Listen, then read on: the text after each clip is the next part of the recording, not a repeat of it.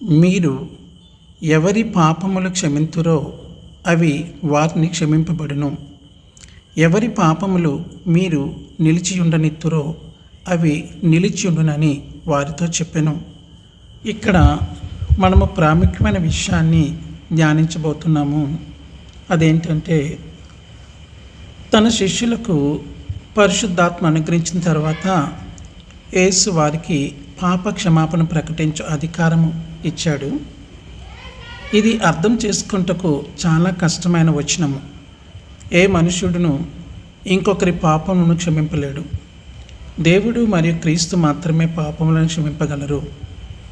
అయితే క్రైస్తవులు క్రీస్తుకు రాయబారులు.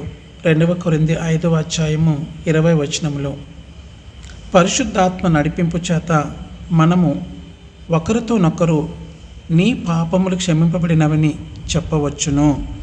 ఎందుకనగా యేసు శిలువపై మరణించినందుకు ఎవరైనా యేసునందు నమ్మకం ఉంచినా మరియు పాపముల నిమిత్తము పశ్చాత్తాపపడినా మనము ఆ మనుషునితో యేసు నుండి సంపూర్ణ అధికారముతో నీ పాపములు క్షమింపబడినవి అని చెప్పవచ్చును.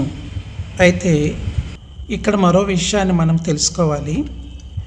ఎవరైనా విశ్వాసం ఉంచక పశ్చాత్తాపపడి ఉండిన ఎడల అట్టి మనిషితో మనము నీ పాపములు క్షమింపబడలేదని చెప్పాలి.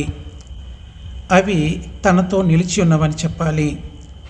యేసు ఈ అధికారమును సంఘం అంతటికీ ఇచ్చాడు.